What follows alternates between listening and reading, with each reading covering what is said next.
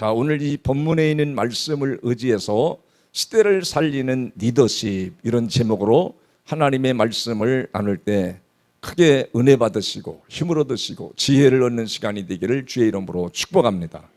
역사 속에, 성경의 역사나 이 시대의 역사 속에 두 가지의 길이 이렇게 선명하게 나타납니다. 악한 지도자가 지도력을 발휘하고 리더십을 발휘하면 얼마나 많은 사람들이 고통을 당하고 어려움을 당하는가를 우리는 성경의 역사를 통해서, 인류의 역사를 통해서 우리 두 눈으로 똑똑히 보고 있습니다. 그런데 선한 왕이 리더십을 발휘하고 지도력을 발휘하면 많은 것이 회복되어지고 삶이 질이 높아지고 너무 좋은 세상을 만들어가는 것을 우리는 성경을 통해서 발견하게 됩니다. 마찬가지입니다.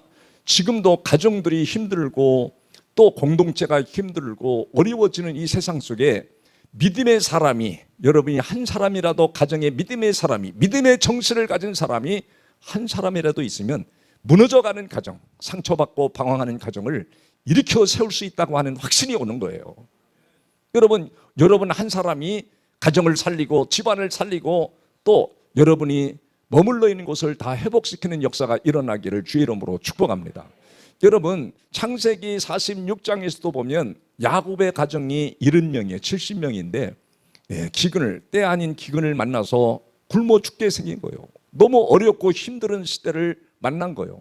그런데 일찍이 이 요셉이라고 하는 친구를 자기 형제들이 팔아서 애굽에 미리 내보내는데, 요셉이 그곳에서 모든 환난과 어려움을 겪고 국무총리가 되어 있는 거예요. 그래서 이 아버지와 다 형제들이 70명이 다 굶어 죽게 생겼는데 애굽으로 내려와서 요셉 한 사람 때문에 그 70명이 다 덕을 보고 일어서고 사는 역사가 일어납니다. 여러분, 이렇게 한 사람이 얼마나 중요한지. 저희 가정도 굉장히 어려웠지요. 어려웠는데 어머니가 예수 믿는 사람이 들어와서, 물론 외할머니가 예수를 믿었지요.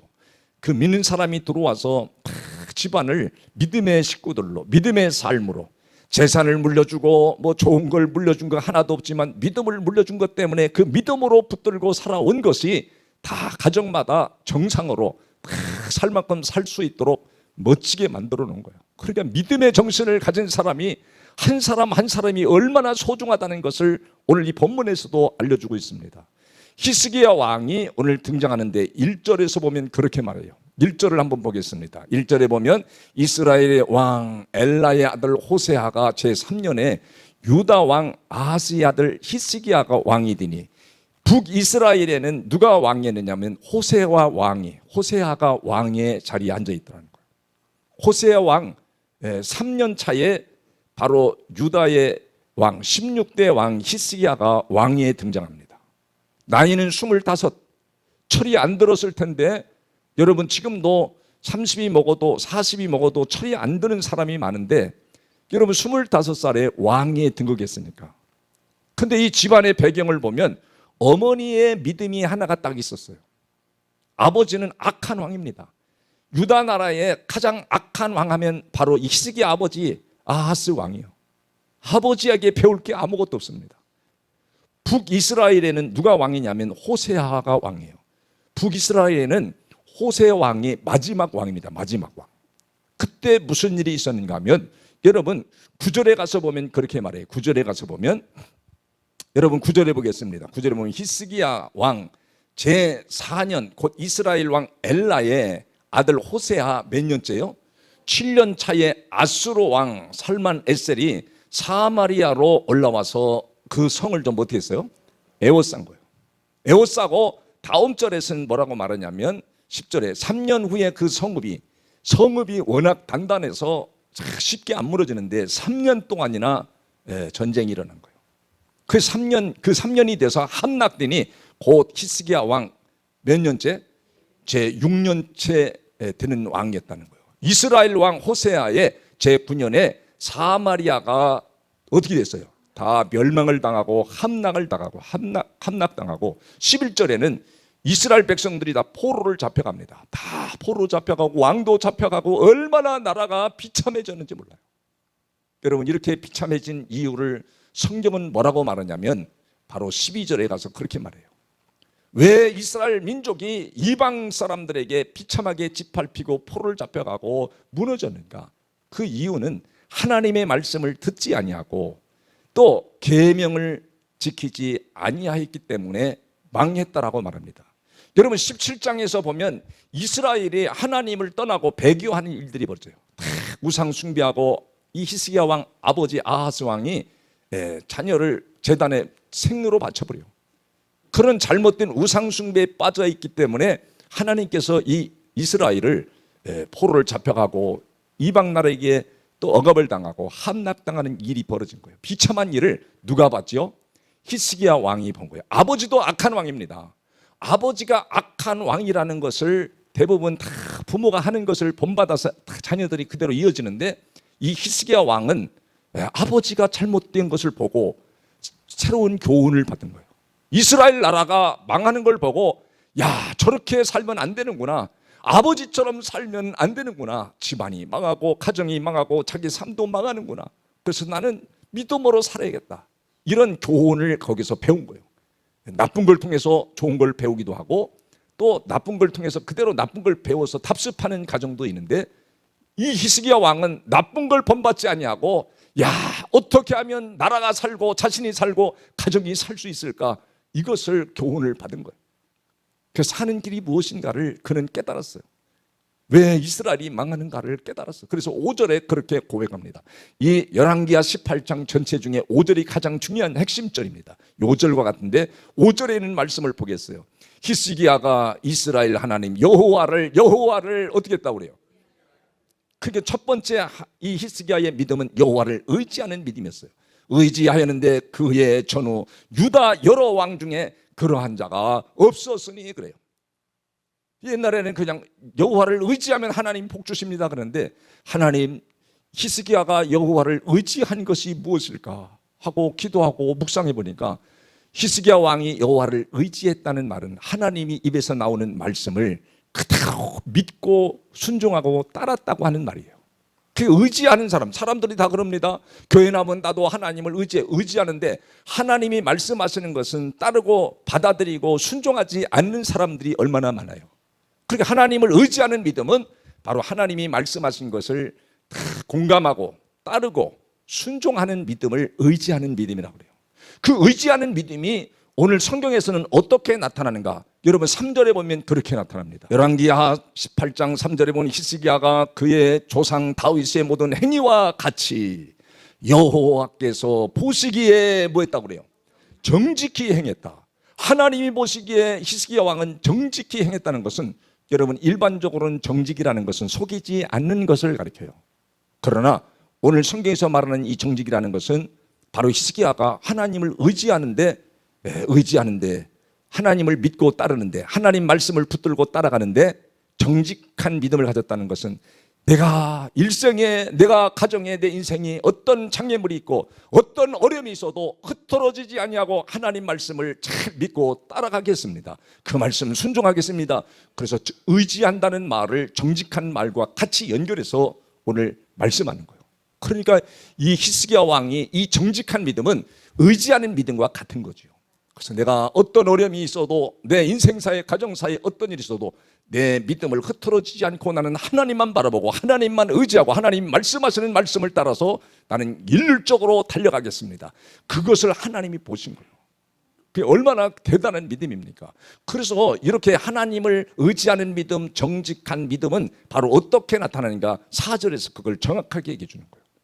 4절에 뭐라고 그러냐면 그가 여러 산당들을 제거하며, 산당이라는 것은 높은 곳에 있는 것, 산당. 그래서 사람들이 높아진 것, 마음이 높아진 걸 다 산당이라, 우상이라고 그래요. 여러분, 하나님보다 더 높이 귀히 여기는 거, 그런 게 얼마나 많아요. 현대인들은 다 돈을 다 우상처럼 여기잖아요. 돈을 소중하게 여기잖아요. 하나님 없어도 나는 돈 있으면 산다. 난 하나님 없어도 권력 있으면 산다. 내가 잘 되면 산다. 이런 게 다 산당입니다. 그 산당 높아진 것을 이 히스기야 왕이 하나님을 의지하는 믿음으로, 정직한 믿음으로 참 어떻게 하면 다 그 장애물들을, 우상을 전부 다 제거해버려요. 철저하게 제거해버립니다. 더 올라와. 한번 4절을 다시 한번 보겠어요. 그가 여러 산당들을 제거하며 주상을 깨뜨리며 아세라 목상을 찢으며 모세가 만들었던 놋뱀을 이스라엘 자손이 이때까지도 어떻게 했어요?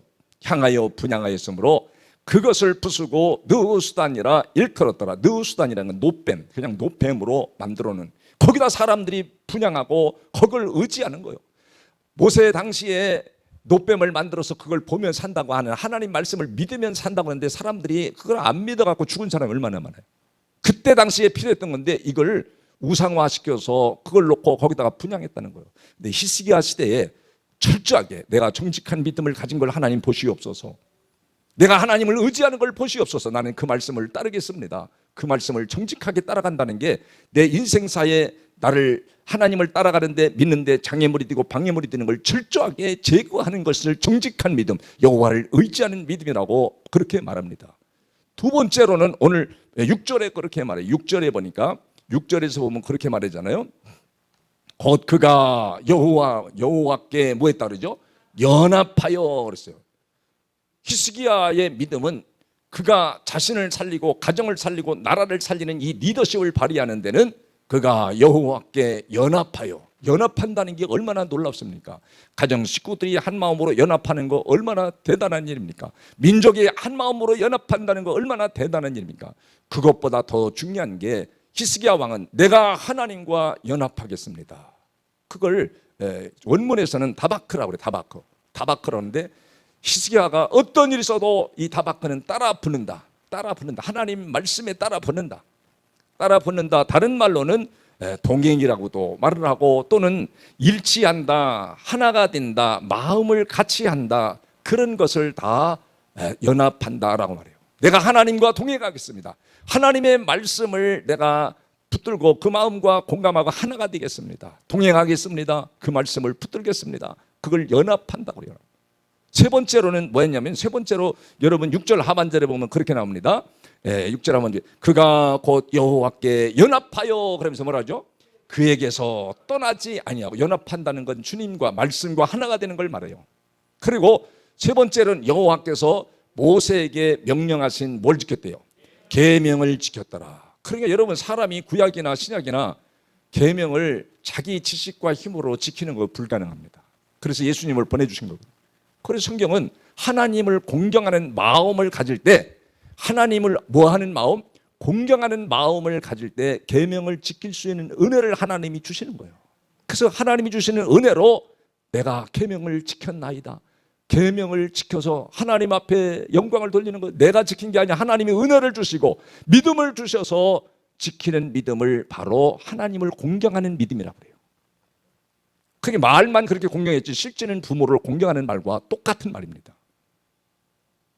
하나님이 우리 마음속에 하나님의 마음과 하나님을 사랑하는 마음을 보여줄 때 성경이 보여지고 깨달아지고 알게 만들어주시는 걸 저는 확신합니다. 그렇기 때문에 오늘 모세가 모세에게 주신 계명을 지켰더라, 이렇게 지키니까 하나님께서 그의 삶을 어떻게 만들어주는가 하면 7절 8절에 그렇게 말합니다. 하나님이 그에게 열매로 주시는 축복의 첫 번째가 바로 7절을 보세요. 여호와께서 그와 함께 하심에, 하나님이 그와 함께 하시는 축복을 줬어요. 여러분, 하나님이 함께 하시는 게 얼마나 위대한 줄 아십니까? 여러분의 인생 속에 하나님이 나와 함께 하신다, 나의 가정이 함께 해주신다, 여러분의 가정에 굉장히 힘있고 높은 사람이 여러분 곁에 따라다니면서 보디가드로 지켜준다고 하면 얼마나 놀랍겠어요. 내 곁에 항상 누가 있어? 여러분, 누가 있어요? 눈으로 보이지 않지만 천사가 있음을 여러분 알 수가 있습니다. 성경은 말합니다. 주님이 나를 지켜주시는구나, 주님이 내 인생을 지켜주시는구나, 그걸 고백할 수 있는 믿음이 바로 여호와를 의지하는 믿음이고 연합한 믿음이고 정직한 믿음을 가진 사람들의 고백입니다. 그냥 잘 되는 것이 아니라 하나님이 나를 지켜주시는구나, 나를 보호하시는구나, 그렇게 고백할 수 있는 입술을 찾는 거예요. 그래서 하나님이 함께 해주시는 거예요. 두 번째로는 바로 7절에 하나님께 함께 하실 뿐 아니라 그가 어디로 가든지 어떤 역사가 있었어요. 형통한 역사가, 형통하였더라. 하나님이 어디로 가든지 무슨 일을 하든지 하나님이 형통한 축복을 주셨어요. 이걸 해도 하나님이 다 보호하시고 저걸 해도 하나님이 막아주시고 보호하시며 형통하게 하시는 역사가 임하게 하신 줄을 믿습니다. 그래서 히스기야는 이 믿음의 리더십을 가지고 자신을 살리고 가족을 살리고 나라를 살리는 위대한 지도자가 된 거예요. 유다 나라의 역대 왕 중에 바로 다윗과 여호사밧과 히스기야 3대 성군으로 얘기하는데 히스기야 왕이 거기에 들어가는 거예요. 여러분, 이런 사람이 되기를 바랍니다. 지금 가정이 힘듭니까? 내 자신이 여러 가지로 무너지고 억압을 당하고 핍박을 당하고 안 좋은 일에 얽히설키 꼬여 있습니까? 믿음의 정신을 가진 사람이 가정에 하나만 있으면 하나님이 함께 하시고 형통케 일어설 수 있도록 인도하시는 걸 믿으시길 바랍니다. 믿으시기를 바랍니다. 반드시 도와주실 것을 저는 확신합니다. 세 번째는 어떤 일이 벌어졌냐면, 그때 아수르 나라가 당시에는 가장 강력한 나라였거든요. 그렇게 이스라엘, 북이스라엘이 10지파가 모여서 굉장히 힘 있는 나라인데 그 나라가 전부 무너져 버렸어요. 무너져 버렸는데 여러분, 이 하반절에 보면 그랬어요. 히스기야 왕이 하나님의 백그라운드를 가지고 있지요. 여호와 연합하였죠. 여호와 연합했다는 건 스스로 하나님이 계신 분이요 천지만물을 창조하신 분을 그가 연합했으니 두려울 게 뭐가 있겠어요. 그러니까 아수르 왕이 아무리 억압하고 그의 장군들이 와서 억압해도 저가 아수르 왕을 뭐 했다 그래요. 야, 너희 나라 정치적으로 나라적으로 힘있고 강하지만 나는 너희들하고 상대 안 한다. 그래 배신해 버렸대. 그리고 섬기지 아니하였고 섬기지 아니하였다는 거예요. 여러분, 그래서 여러분 다음 그 18장으로 뒤 후반장으로 쭉 가보면, 아니 저 히스기야 왕 저놈이 뭐 때문에 우리 이렇게 강대국을 외면하고 섬기지 않고 조공을 안 바치고 까불까? 너 하나님 의지해봐야 소용없어. 우리 군사들을 보내면 너 죽어, 나라 다 망해버려. 그래도 그거에 기울이지 않고 하나님 앞에 기도하고 하나님을 의지하는 믿음, 연합한 믿음을 가지니까 군사 18만 5천 명을 보내도 하나님이 전부 전멸을 시켜서 승리케 하시는 역사를 체험합니다. 그래서 아수르 왕을 배반하고 섬기지 아니하며, 세 번째로 하나님 어떻게 말했냐면 8절에 그랬어요. 그가 블레셋 사람을 쳐서 블레셋 사람을 8절입니다. 쳐서 가사와 그 사방에 이르고 망대에서부터 견고한 성까지 이르렀더라. 바 블레셋을 치는 역사가 일어나고 지경을 넓히는 축복의 역사를 주셨습니다. 여러분, 히스기야 한 사람이 가정을 살리고 나라를 살린 것처럼, 백성들을 살린 것처럼, 여러분 한 사람이 이렇게 히스기야 같은 믿음, 하나님 말씀에 내가 순종하겠습니다, 그 말씀을 내가 따르겠습니다, 주님과 연합한 삶을 살겠습니다, 내가 정직한 믿음을 가지고 해방거리가 있고 장애물이 있다 할지라도 그것을 외면하고 나는 하나님을 가짝 따라붙겠습니다, 그 말씀을 순종하고 살겠습니다. 그러면 반드시 지금은 넘어지고 지는 것 같지만 반드시 하나님 보호하셔서 형통하게 하시고 이기는 역사, 지경이 넓혀지는 역사가 임한다는 사실을 꼭 믿으시고, 앞만 보고 믿음 생활을 잘하여 집안을 살리고 자신을 살리고 교회를 일으켜 세우는데 여러분이 밑거름이 되는 기둥이 되기를 주의 이름으로 축복합니다. 축복합니다.